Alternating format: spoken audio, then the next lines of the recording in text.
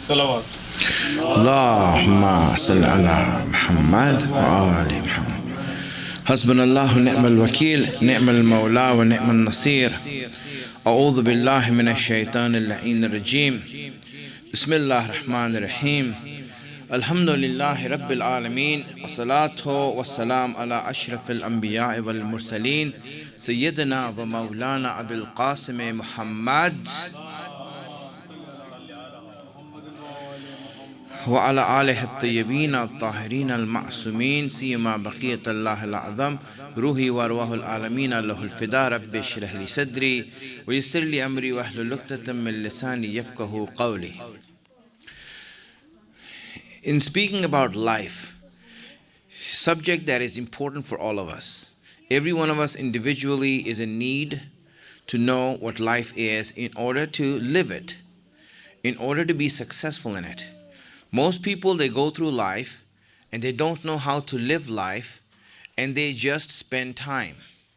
They never come to the realization of how they can be successful or in what ways are they failing. So when we look at life, we see that life is three-dimensional. The first dimension of life is the length of life, which is how long you're going to live for. And that is forever. You're going to live forever. It's not going to end. This life is not going to be taken away from you. Allah gave it to you and He's going to keep it that way. And it's not going to go anywhere. So that's number one. The second thing is the height of life.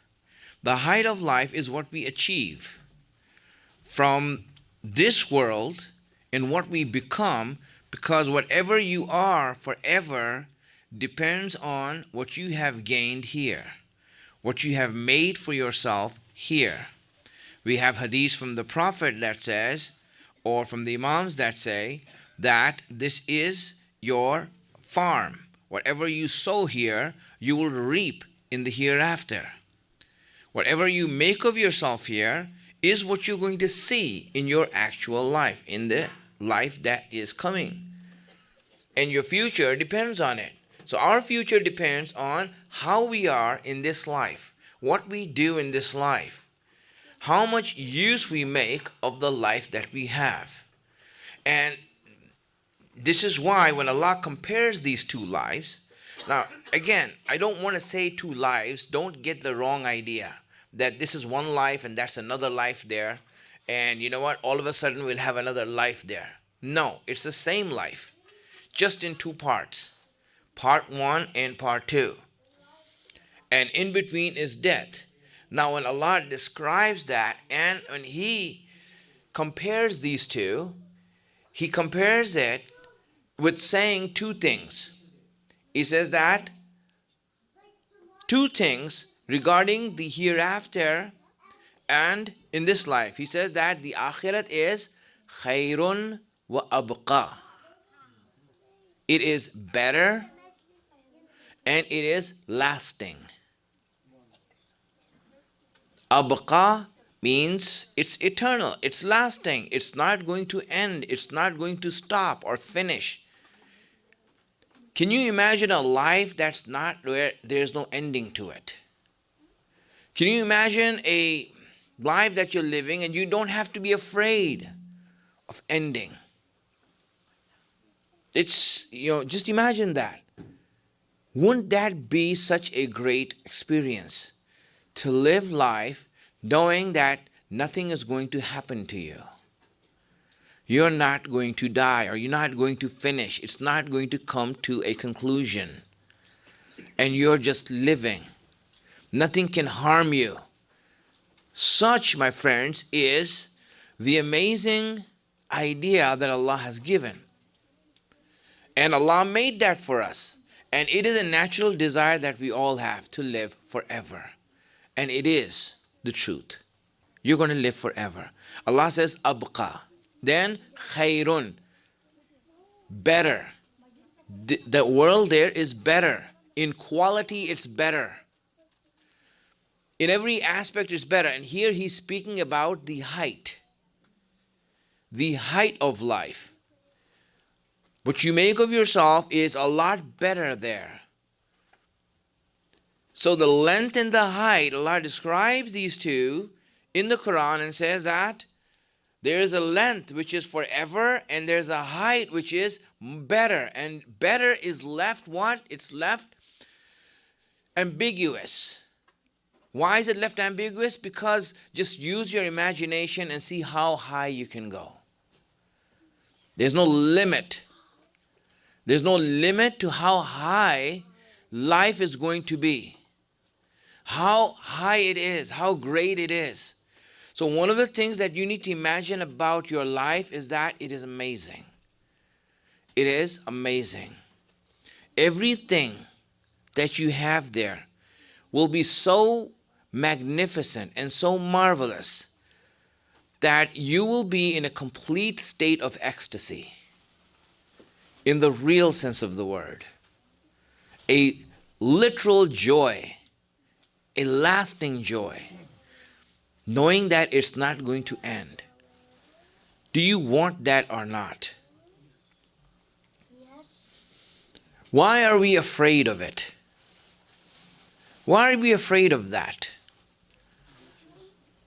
You know, a lot of times, the reasons that we don't want it are so minute and so minuscule that it's funny.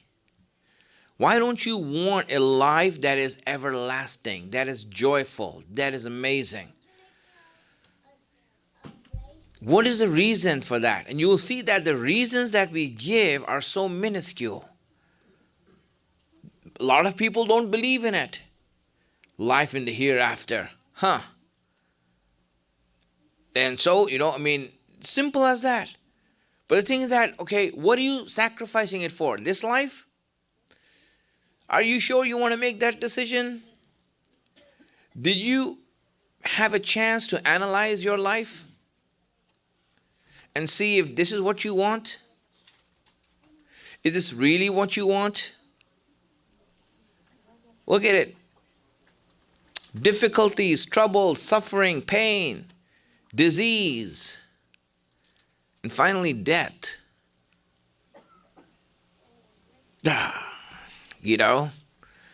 And then, on top of that, bills. Right? And if that wasn't enough, then you have Donald Trump as a president. And that itself is another whole heartache. Really, for a lot of people, it's like, how do you tell our kids that that's our president? It's really embarrassing. It's really heartache for a lot of people. So now what happens is that when you look at it, is this what you want? Is this really that something that your heart desired? Yes, this is what I wanted all my life. I wanted this and, I'm here now. Great. I love this. It's like, for example, how many people who live in the ghetto want to get out of there? Let's say someone who's in the ghetto, which is the slums, right? Where the poor people live. They have no money, and they're living in the slums. I don't know if you have ever been there, but I have, for different reasons. I've been there to look at the lives of people who are living in the slums. I'm not talking about India or Iraq. I'm talking about America, right? People who live in their apartments, in the ghettos, in the hood. It's not a pretty sight. Really, dying in their disease. There's really, I look at that and you feel sympathy. What is this life? I'm saying, if someone who lives in the ghetto says, you know what, I love this. This is what I wanted this is what I was born for. Would you look at him and say, okay, Great, you should write a book about that and inspire other people. Not to aim any higher. That might be a bestseller. Because most people, unfortunately, are like that person. Most people are like that. They like this life. They are loving it. They love this world. And you look at it and say, why are we loving this? And especially, for example, people who don't have dunya. It's laughable. I can understand if someone who has dunya and is in the list of Forbes billionaires, that you can look at him and says, oh, he has dunya. I'm sure he's happy with life and all these things, right? He did that. But those who don't have it, and whatever scraps that they have made in their life, they are so proud of that. And they want to live for that. It's amazing. You look at people and you're like, what are you living for? Are you happy with this? Really, we shouldn't be happy with this. It is deplorable. It is a disgusting life. This is not something to be happy with. There is a real life that is amazing. And it's a promise of Allah. He has made that promise. And it's a trust that we have. Yes. Did I see it? No, I didn't see it. Did you see it? No. And maybe that's why we're like, I don't know if it's going to happen. But I want to appeal to your intellect now. Not to your imagination, but to your intellect. Do you really think, by reason, that all of this creation of yours and you bringing into life was really about this 70 years of living here and going through what you're going through? Is this the plan of your creation? Is this the plan of your creation? That's it? That's why, for example, a lot of people think that, oh, you know what? People who believe in the hereafter, they don't enjoy life. They don't enjoy life. Actually, they're mistaken. A person came to Imam Ali alayhi salam. Now let me bring Imam Ali in the conversation, right? He came to Imam Ali and he said that, you know what? Why do you believe in the hereafter? How do you know it's going to happen? How do you know that it's going to happen? There's a life there. How do you know that? Imam Ali, didn't answer him. He just asked him a question. He says, well, how do you know there isn't a hereafter? How do you know there isn't? Okay, let's look at it logically, right? There's only two scenarios. Either there is or there isn't, right? Either there is or there isn't. There's only two scenarios here, right? So now let's see. If there isn't a life hereafter, this is what Imam Ali is saying. That the way that I'm living my life is the best way to live here in this world. No problems, no loans, no headaches, no lenders running after me. I haven't done wrong to anyone. This is the best way of living this life. To live this life, this is the best way. So I'm much happier than you are. You're enjoying and going through all kinds of headaches.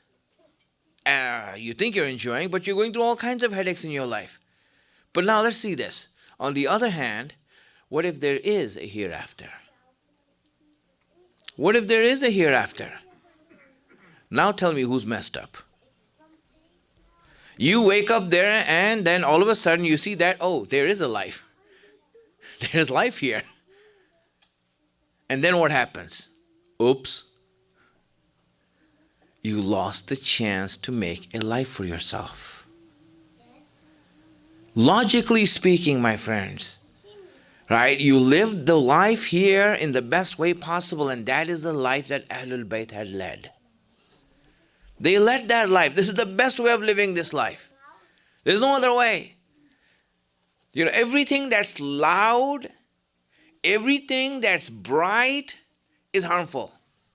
Ask any doctor. Is loud noise good for you?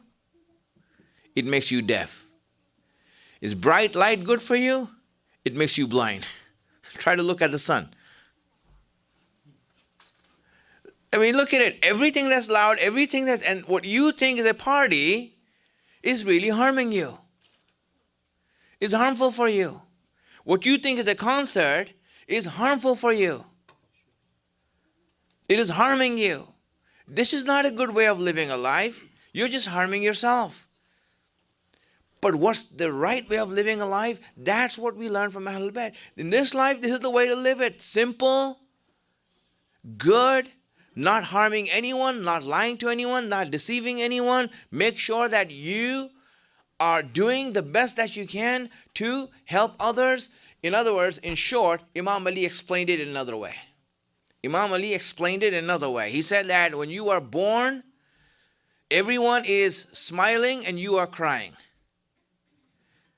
Right? Isn't that right? You know, when you're born, you're the only one crying. Everyone is like, he's born, you know. Mother, father, brothers and sisters, everyone is like happy, you know, clapping their hands and smiling and all these things. He says, but when you die, make sure that you're the one smiling and everyone is crying. Live a life here in this world, and this is the way to live a life. And when you die, that you are the only one smiling while everyone else is crying. It shows what you have done to others and the good that you have caused to others that is bringing tears in their eyes for you. You know, live a life like that. So that's the way of living a life here. That's how you live a life here. You don't, make yourself go out of your way and do things that are obnoxious, because that's only going to hurt yourself and it's going to hurt other people around you. So now, when you look at life, Allah compares these two and He says, listen, your real life, which is the one that's going to come after you die, is much better and it is everlasting. It's never going to end. The fashions there don't run out of fashion. But you have a life there. My friends, understand it. You have a life there. You have a house, you have neighbors, you have relationships, you have things to do, you have invitations to go to, you have guests coming over. You have everything there. All the life is there. That's where actual life is. And you will live it there. And then you will be like, wow, this is what I really wanted. And hence, first thing that we need to do is believe that we are going to live forever. Send the salawats.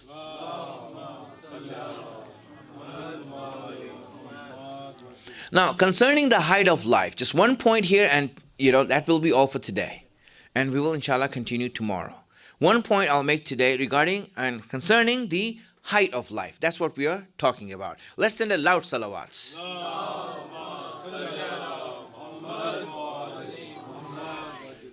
When you look at the height of life, is what you make of yourself here in this world.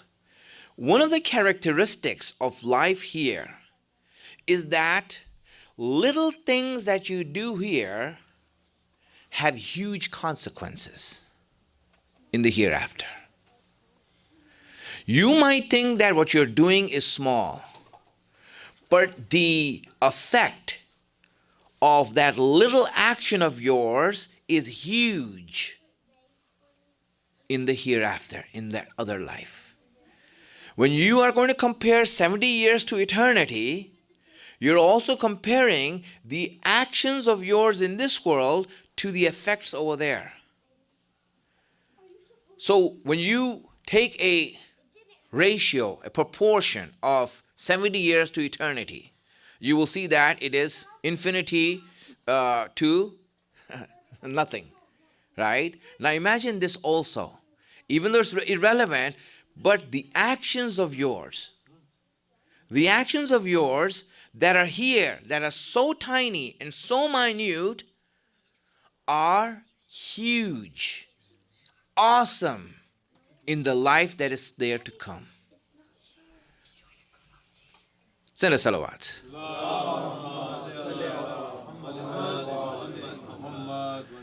So now let's see this, right?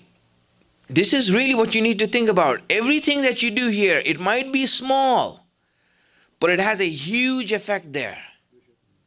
Huge effect there. And you'll be, Just like that. One step here is worth billions of miles over there. Like for example, when you have airline miles on your credit card, some cards offer you times three. 3 miles for every mile that you travel. And everyone is like running after those credit cards, right? Here Allah is saying that, listen, 1 mile here is worth 1 billion there. Can you believe that? This is the comparison between the two. Bring this into your mind right now. That's important for us to understand. A small step here is a huge thing there, and you will see the effect there. That is why it is said that 1 salawat here is worth 1 billion steps in the hereafter.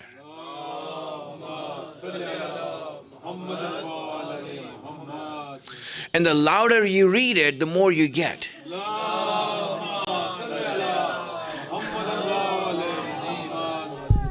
So what happens?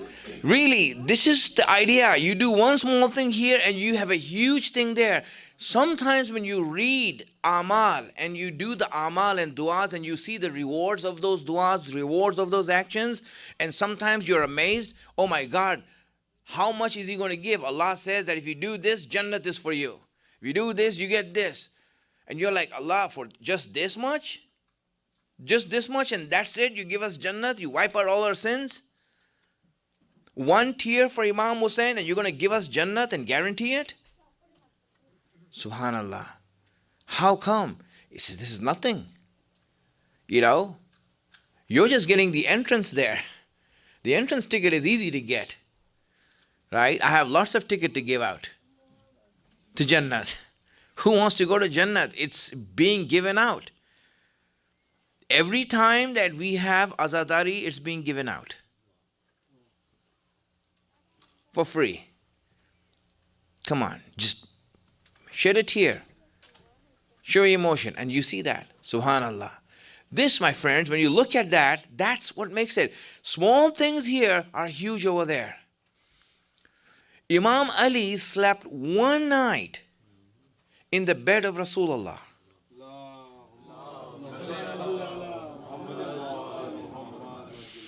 And Allah says that you are going to decide between heaven and hell. Imam Ali just struck one person and killed him out of the many he killed. Just one he killed. And Allah says that this is worth more than the worship of all the creation. Worship of all of creation. How is that possible? Because one small thing here is worth a lot over there. Good things and bad things. And this is why when you do good things, you know that the reward there is huge. And wait to be astonished by Allah. But when you do bad things and evil things, then the consequence is also great. The consequence is also great. It is there. It's one of those things that we have to deal with. There's no way that we can turn away from that. You do one small thing and you see that the consequence there is amazing. It's huge. In the placement that you have, in the height that you have in Jannat. It's a huge consequence over there. Let me tell you one story. One story I'll share with you, right? And this will help you to understand what I'm talking about. Very important, that we need to see this. There are these 3 people who became shaheed, 3 students in the Hausa who became shaheed. They were students. They're not alims, they were students in the Hausa. They went to the war and they became shaheed. And obviously, those who are shaheed go to Jannat, right? Their teacher, who was their trainer also, saw 2 of them in the dream. 2 of them, and they were together. And they were happy, they were smiling. He says, how are you? And everything. He said, and they told him in his dream that, Allah has been truthful to His promise. Allah has been truthful to His promise that He has promised everlasting happiness, and that's where we are right now. Completely satisfied, completely everything. So he was asking them, and it says that we are satisfied. Everything is right. Everything is good. We gave our life for Allah, and He has given much more than that. A lot more than that. So the teacher asked him, where's the third one? Where's the third one? He says, oh, the third one, he is way higher than us. He belongs to another stage. He belongs to another thing. We can't even see how great he is and where he is. Allah has given him that much. He says, but you three were the same. You are friends, and you always used to hang out together, and you always used to do things together, and you became shaheed together. What happened that he ended up so high and you all didn't reach that high? And they said, well, there was a moment of time when we two were attracted by this speaker who was giving majalis. We were attracted by him, and our friend used to tell us that this person is not good. Don't listen to him. But we didn't pay attention. We said it's knowledge, we're going to go anyway. We're going to go there anyway, because we're going there to learn. And just because of one, and then we understood that this person is not right. We left it, but that 1 month of ours became such a big difference here, that he is so high and we are so low. This one moment of wrong things that we do here has huge consequences in our hereafter, in our real life. This is a relationship between this dunya and there. There's no way to deny that. Every small thing here counts, my friends. That's why the idea, when a person realizes this and understands that every small thing of mine counts, everything that I do counts, this thinking that you have, that everything that you do here counts for my life, this is called taqwa. This is called taqwa. When a person understands his life and knows that everything here counts, and he's careful of what he's doing here to make sure that it doesn't have a wrong effect in my life, this is what counts. This is called taqwa. And Imam Ali is Imam al-Muttaqeen. Imam of those who have taqwa. This is special. Oh, that's it. I will come to Imam Ali. And this night, Imam Ali, really, he was someone who knew life, who understood life. And that's why you see that the things that he used to run towards, the things that he used to hasten towards, are different than the things that we hasten towards. And the things that he used to completely ignore and not even bother about, these are things that we run after. This is something special when it comes to Imam Ali. When you look at Imam Ali, he's like that. When you look at him running towards what he used to run towards, when you look at him in the battlefield, you'll see that he's running towards death. Without any care. He didn't wear an armor like others were. All the soldiers used to go there, used to wear armor. He did not wear his armor. And they used to ask him, why aren't you wearing armor? It's to protect yourself. He says, it's the same for me whether death comes to me or I go towards death.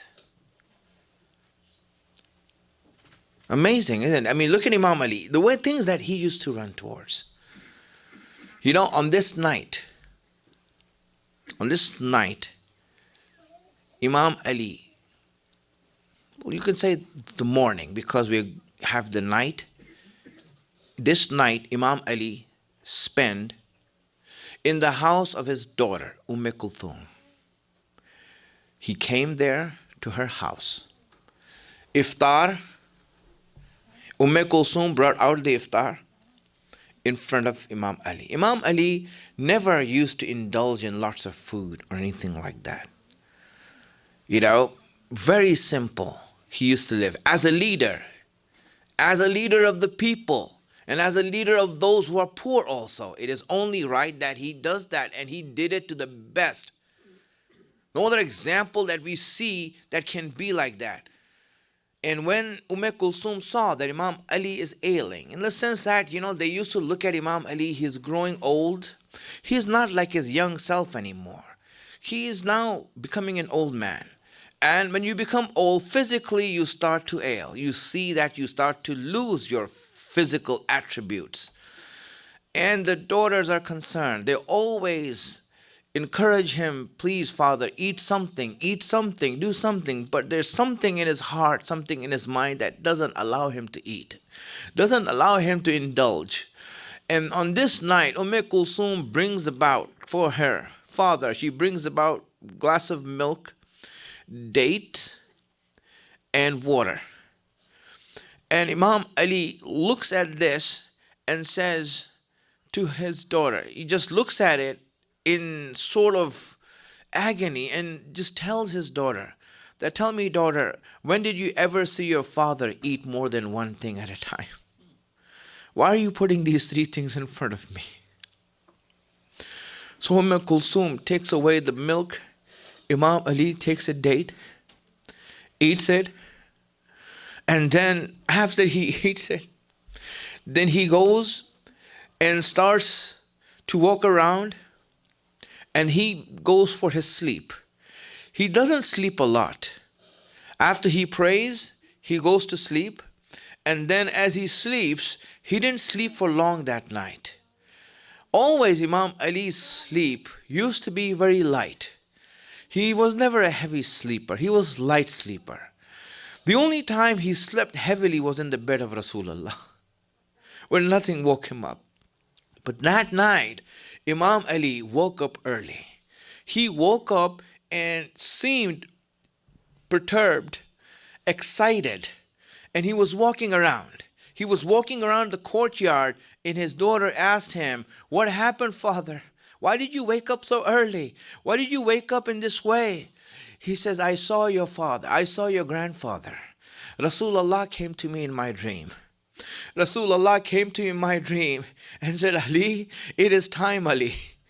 Now it's time for you to join me.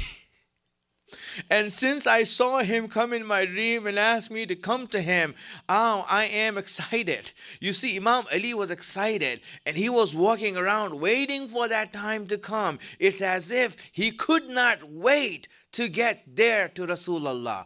And hence, now, if you look at this moment in life, what was Imam Ali seeing and what was he going through? When you look at Imam Ali, you will see that this moment of him going from his house to the masjid is the sweetest walk that Imam Ali has taken in his life.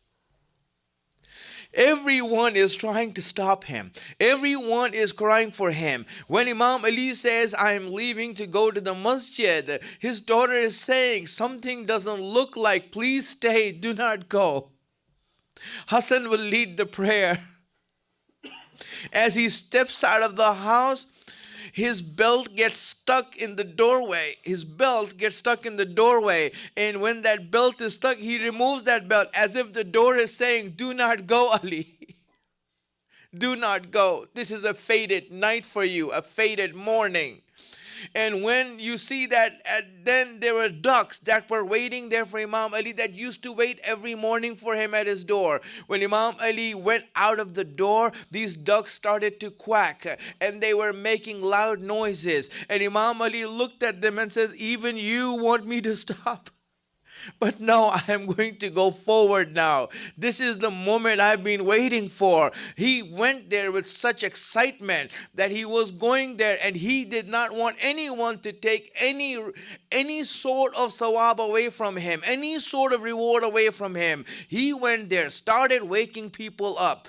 They were in the masjid. People used to sleep in the masjid. He started waking them up, and he was waking them up and saying, it's time for prayer, get up. Because people who sleep asleep in the masjid, you wake them up, it's sawab for you. So when he was waking them up in the masjid, he came towards one person, he woke him up, and the person, he was already awake, he was just looking up, and Imam Ali looked at him. He says, I know what you're hiding there, and I know what your intentions are. I know what your intentions are. I just wanted to see the face by who's going to make me meet my Rasul, make me meet my brother. Imam Ali came, and he himself gave the azan. And as he gave the azan, he stood there and went towards the prayer mat. Jamaat was going to start, but this was the mustahab prayer Imam Ali was making.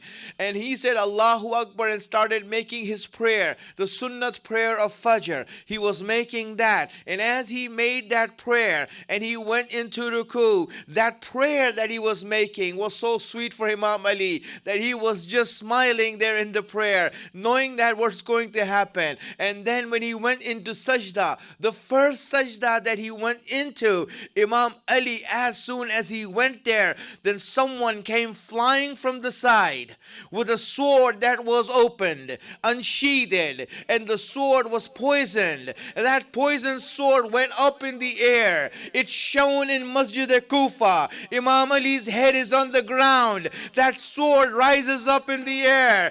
Angels are crying and saying, stop it, don't do this.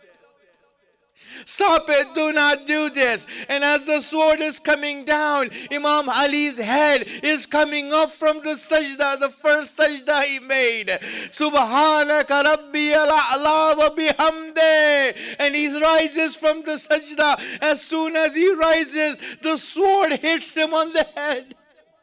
The striking force of the sword makes a gashing wound in his head, and his head is smashed to the ground. His head is smashed to the ground, blood starting to pour from his head. Imam Ali now is on the ground, and as soon as people realize what happened, they start looking to see what's going on here. And the noise comes from the sky saying, Ali has been killed, Ali has been martyred. Ali has been martyred. The guidance, the pillars of guidance have been broken, and the noise goes through Kufa. Everyone starts rushing towards them. Imam Hassan comes there and sees Imam Ali, takes him up. By the time Imam Hussain took Imam Ali up to his lap, his face had become bloodied and his whole beard had become red with his blood. Imam Ali looks up at Hassan, and Hassan's tears are flowing, and he sees Hassan, Allah's promise is true, Hassan. When Hussein comes there, he sits at the feet of Imam Ali. He sits at the feet of Imam Ali, uncontrollably sobbing at his feet. Father, kissing his feet, and Imam Ali looks at Hussein, do not cry, Hussein. I promise your mother not to make you cry.